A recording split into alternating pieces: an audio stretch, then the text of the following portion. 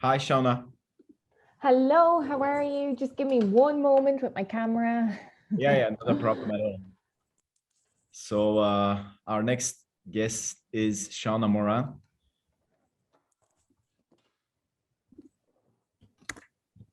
And she's there we go. How are you, Shauna? I'm doing good. I'm doing good. As you can see, it's very dark here. It's very early in the morning. What time is it over there? It's 7 a.m. Wow. Okay. I hope you had the chance to drink your coffee. I did. Good. Thanks a lot for taking this time so early to be with us today. Yes, thank you for having me. It means a lot to us. So Shauna is the founder of Operate Remote. It's an award-winning coaching agency that empowers CEOs and their remote teams. And it wasn't built in the pandemic period. Actually, Shauna has been in this for over 6 years now, right? And she has, and I've been to some of her sessions, and she has amazing insights to share. And Shauna, would you like to give us a quick, how some summary or story of how you got into this, and then maybe we can listen to your presentation. Sure, yeah. Well, as you said, Alp, I started researching remote teams over 6 years ago when I worked for Shopify.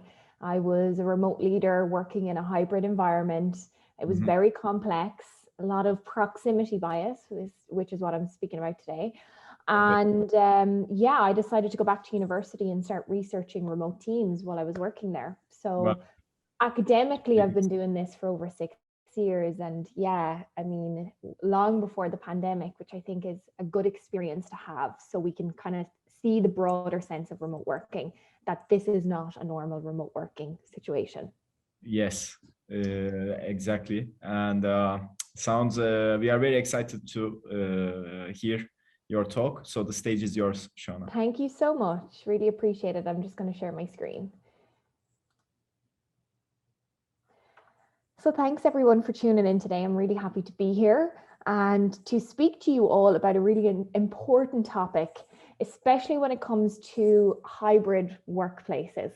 So let me know in the chat window how many of you guys are currently working in a hybrid environment, or how many of you guys plan to work in a hybrid environment in the future. Today, I'm going to talk to you all about reducing proximity bias in a hybrid workplace. So a little bit about me. As I said, I've been researching remote teams for over 6 years. I primarily work with tech, SaaS-based companies, but I've worked with all industries since the pandemic because everyone's been working remotely. I'm currently based in Vancouver, British Columbia, but as you might have guessed, those that are good with accents, this is an Irish accent. So I'm pretty new to Vancouver. I haven't lost the accent yet. But these are just some of the brands that I've had the opportunity of working with over the last couple of years. And I'm going to share with you today some of the strategies that I've helped them implement around reducing proximity bias and why it's so important. So we're going to talk about that. We're going to look at some of the remote first processes that are optimized for hybrid teams. So if you want to reduce this bias, how do you do that? You can do that by creating these remote first processes, and I'm going to talk you through that. And then we're also going to look at some other companies, so how they are making sure that they are creating an inclusive environment in a hybrid workforce. So when we look at hybrid today, there's so many companies out there, and I'll just have a look at the chat window here because some of you have said, yeah, remote, mostly remote, some hybrid, all remote. So this is even important when I look at proximity bias. It's even important for remote companies that meet every so often in person, especially in the current climate that we're in, because we have to give people choice. Not a lot of people can meet up in person or want to meet up in person. So if we're having that element to how we work, we need to learn about proximity bias. And when we look at hybrid being so popular, it really looks at and asks us the question, especially as leaders of organizations, what are the risks of hybrid? What are the risks of having a hybrid environment, and how can we mitigate those risks? When we look at the risk of exclusion of remote employees, which can lead to poor engagement, even turnover in some cases, if remote employees feel that they are left out. Poor communication systems between office and remote team members can leave your team at risk of error, duplication of work, or even project ineffectiveness. Decision-making processes. So you don't want your organization to be stuck in a decision-making process that requires them to go into the office in order to make a decision or get something done. So we want to make sure that we can work remotely 100% effectively, get everything done, including our decision-making process. And if we are hybrid, the office is a nice to have on top of that. It's not a have to have. So it's changing the mindset around hybrid. And also for a lot of companies that I've worked with that are planning to go back into a hybrid environment, you know, what I found, and I suppose we've all seen it, is that, you know, the workforce have experienced quite a lot of stress, quite a lot of overwhelm and burnout since the pandemic began. In fact, 70%, research shows 70% of the workforce have experienced burnout in the last 2 years. So bringing back hybrid or introducing hybrid into your workforce can be something that adds stress to your employees if they are not fully supported through that change. I know, for example, in Ireland, I had worked with a lot of companies on implementing hybrid and creating plans and phases and training their team. And then the Irish government have announced that, you know, everybody has to work from home again. So hybrid isn't happening. So again, that's a lot of changes for any organization to go through. And it's just to be aware of that. Are we planning for hybrid and placing all of our hopes on that and saying it'll be fine when we get together in person again? It'll be fine when we get together in person again, because some organizations are doing that. Or are we building remote first and planning for hybrid after? Because that's the way we need to think about it, because, you know, things are changing quite a lot. So when we look at proximity bias is the idea that employees with close physical proximity to their team and their company leaders will be perceived as better workers and ultimately find more success in the workplace than their remote counterpoints. So that is what proximity bias is. And where do we want to consider this? Well, one of the main reasons I started researching remote teams was because I was a remote leader in a hybrid environment. Main decisions were made in head office. And it was very difficult as a remote team to join in on that.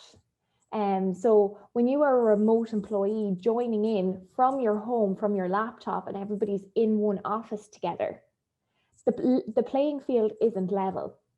It's more difficult to speak up. It's more difficult to give feedback.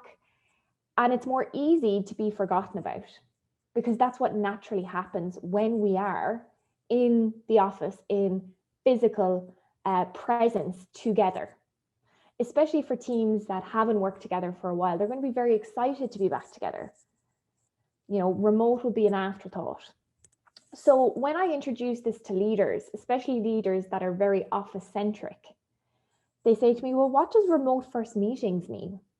You know, why should I, as a leader, start to run all of my meetings remotely when I only have 2 remote employees and everybody else is in the office together? I say to them, look, it's not about creating a set rule across the board. But what we have to do is we have to create remote first communication with our remote team members, meaning that if we have a team meeting, for example, coming up, and we have a couple of remote team members, but primarily our team are based in the office or working in the office. As a leader, it's your responsibility to reduce that proximity bias by asking your remote team members, how would you like us to run this meeting?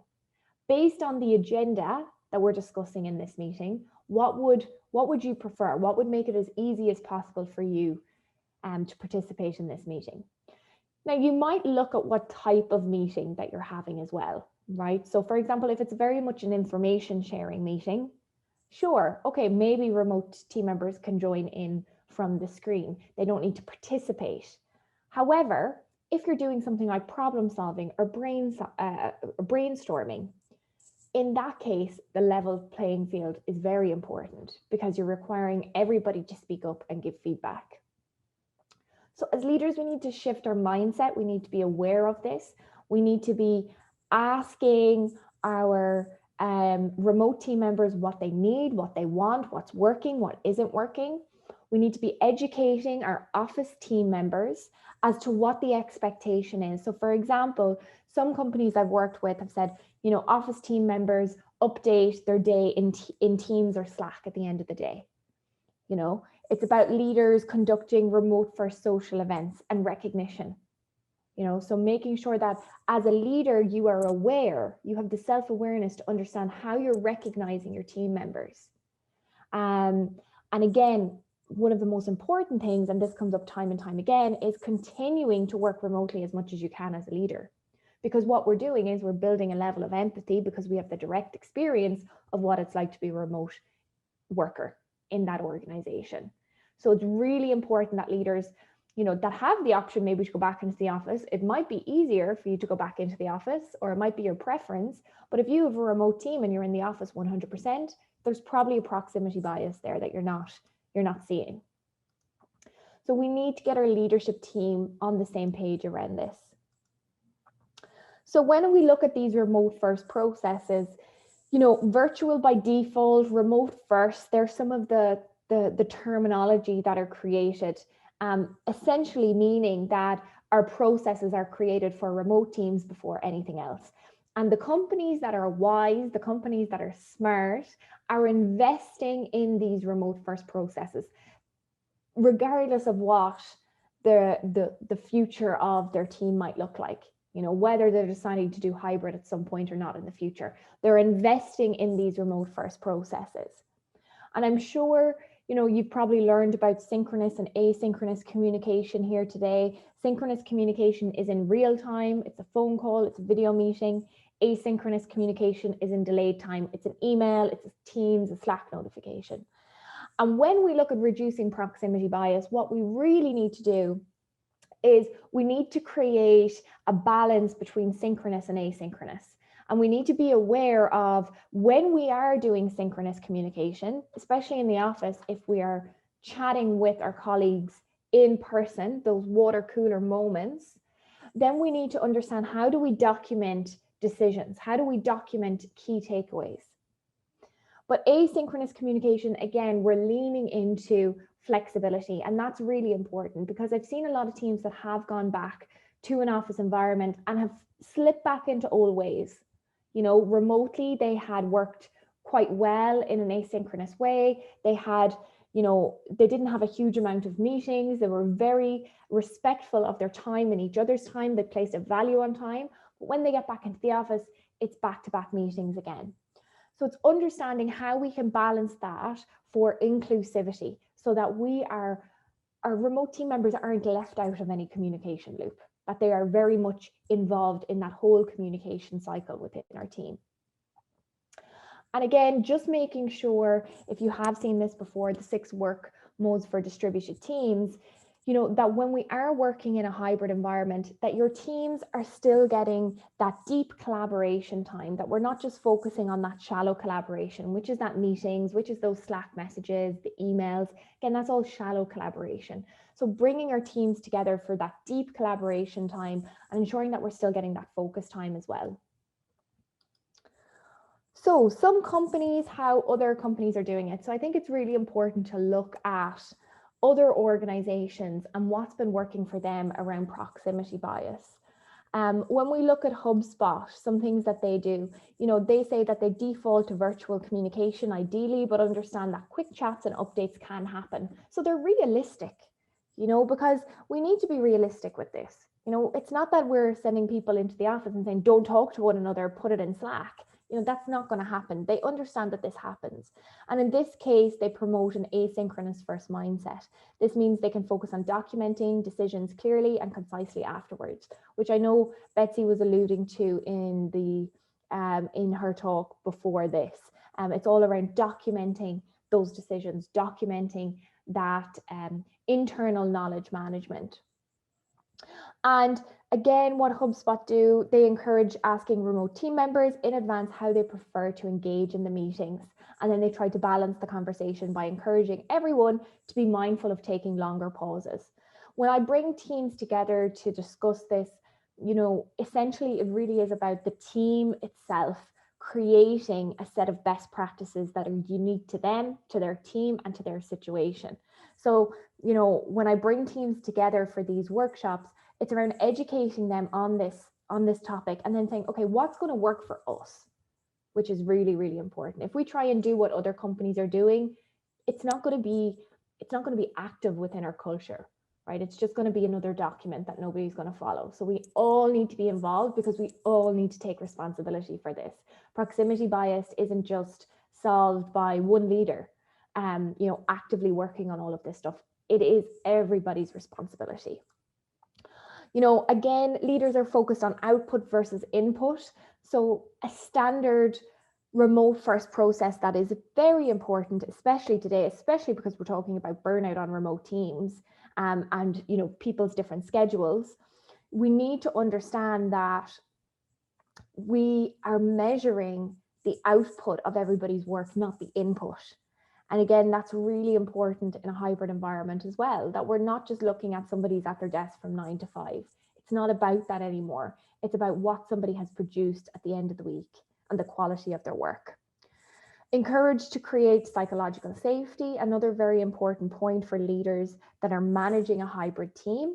It's how are you building relationships and creating the trust with your team so that remote team members can speak up if they need to, you know, and can feel safe to do so, can feel safe to be heard to say, you know what, this happened this week, and for us as remote workers, it made us feel left out, or we felt left out, or we couldn't be involved in that.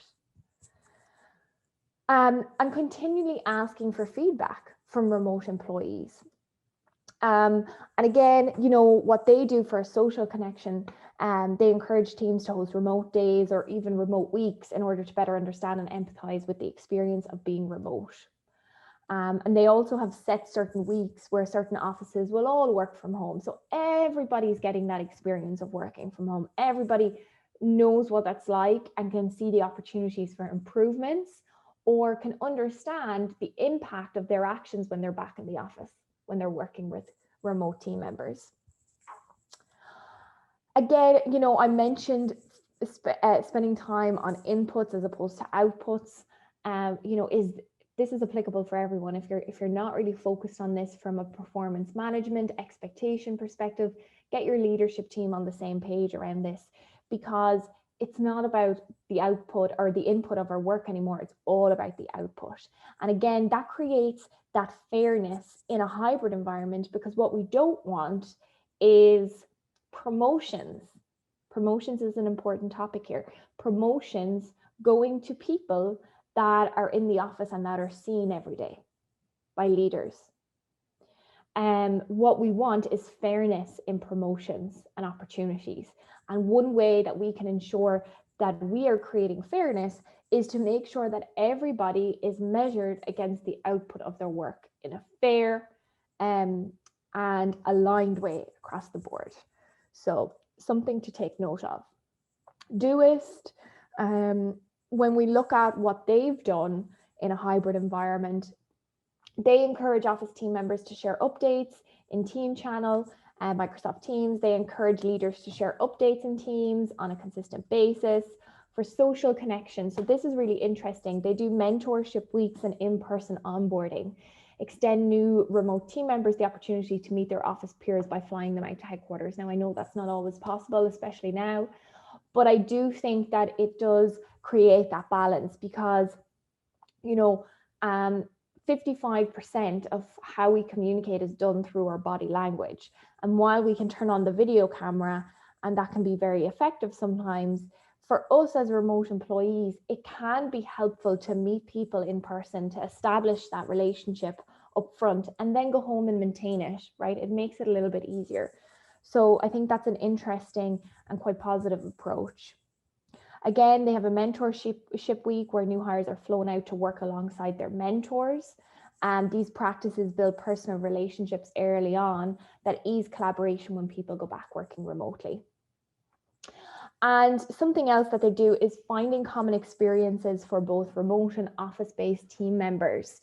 So they give remote team members and office-based team members a chance to meet and build relationships through conference and personal development opportunities, which is I think, another interesting approach to do. So it's, how do you as an organization facilitate those conversations so you can easily understand what somebody's interests are, that you can get to know them very, very quickly and start to establish that trust fast. And something that some of my clients have worked on is, things like creating a profile for everyone. These are the 10 things that, you should know about me, and understanding where are those common threads between people. So again, making sure that we're establishing ways to connect socially in a remote first way. It's not always going to be possible, for sure. There's going to be some in-person experiences. But again, it's giving people the choice, I think in a hybrid, giving people the choice to decide what is best for them. And then as an organization, building remote first so that you are creating inclusivity across the board. That's really what we're looking at. And inclusivity when it comes to communication, when it comes to promotion, when it comes to recognition, social connection, decision making. These are all the processes that we need to reflect on. And, when we look at a hybrid environment, it's making sure that hybrid is there as a nice to have, not a have to have. So making sure that your remote team members don't feel that they need to come into the office in order to get something done. And that's the type of conversation that we need to be having. And it's a continuous conversation. So I think I'm right on time. If anyone would like to connect with me, you can do so on LinkedIn. Would love to connect with you. And if you're interested in learning more about my content, or even around the topic around burnout, you can feel free to head on over to www.operateremote.com/burnout. You can download a free guide, and you can get my remote content straight to your inbox. So right on time, Alp, I think. Yes, amazing. Great content. Thanks a lot, Shauna. And if you want to connect, we would highly recommend, do not miss out. And you already have the information for the free guide and the other content. Shauna, I have a question to ask if you have a couple of minutes. I do. Yeah, so you mentioned about, quite a few takeaways here. You mentioned about psychological safety. How do you recommend to build that, especially on a remote level for leaders? Yeah, absolutely. That's a great question, Alp. It's, there's not a one blueprint for psychological safety, but I think in a nutshell, for leaders to create that, what we really want first and foremost is, as a leader, we want to build trust. And the best way to do that is to actively listen and to be present in your conversations, especially one-to-one conversations, and to make sure your one-to-one conversations are consistent. So being present, leaders I know are very busy. It's difficult right now, managing teams, growing teams, getting teams to be engaged. Yeah. But all operational, a lot of operational stuff, right? Yeah, there's so much going on. So I think for leaders, it's just to be 100% in that moment, meaning not looking at Slack messages, not looking at notifications that pop up, really understanding how is my remote team member, like how are they actually doing, and asking them that conversation. What is it that you want to get out of today's conversation? I'm an executive coach, so I help leaders coach their remote employees. And when we ask those powerful questions, we have powerful conversations, right? So it's not, here's our one-to-one, here's our agenda, tell me what you've been working on. It's what do you need to walk away with after this conversation, right? And then you start having conversations outside of the daily work tasks. And that's how you can start to build that trust. And as a leader, I think the other thing around psychological safety is offering a chance for people to speak up. So it might be on a one-to-one or even on a team level or both. So if there is a change that happens or something that goes on, it's about asking your team, I know that change happened. I just want to ask you, how has that gone for you? Like what's coming up for you as we go through this change?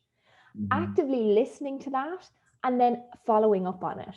Because if we're seen to be following up on something as a leader, our team are much more likely to speak up again because they know it Right. matters and they know you care. And I think the final part on that is vulnerability. Mm-hmm. Okay. So a lot of leaders, oh, well, I don't want to be vulnerable and, I need to look like I have it all together for my team. But I don't work like that, right? We're all humans. We are all living in this chaotic world. We're all feeling it. Everyone, every single person. Anyone that says they're not, they're lying.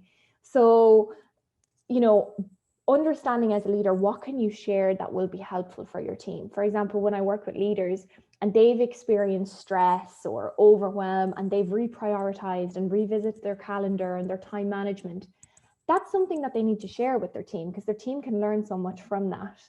And it also creates that vulnerability, which teams feel, yes, my leader is a human. Like they feel that too. They understand where I'm coming from. Perfect. So in short, to all the leaders out there, if you are multitasking and proud of it, just stop and be present, be in the moment, and listen to your team, and be vulnerable, be human. Right. And one interesting question here, if we have to wrap it up quickly, but is a reverse effect possible, like in companies that have on-site employees as well as remote employees? Is it possible for the ones that are on-site to feel less valued? Good question. I'm sure it is. I haven't come across it because of the organizations that I work with. But yeah, I'm sure that is at some point. But I think when we look at proximity bias, it's really based on the evidence of our natural tendencies as human beings. Mm-hmm. And our natural tendency as human beings is to build relationships and closer relationships and trust with those that we are physically present with every day. Mm-hmm. And that's our tendency and our traits, and that's the way we are as humans. So I think it's more so geared towards the remote. But I mean, I would love to see if it's possible, right? Because it means that companies are really reducing this. But yeah, I've yet to come across that.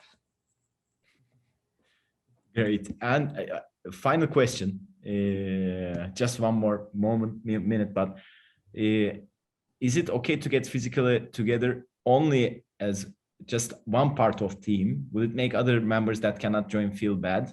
I'm asking this because it's not always possible to get geographically scattered teams together on a frequent basis. Sure. Yeah, absolutely. Thank you for asking that question.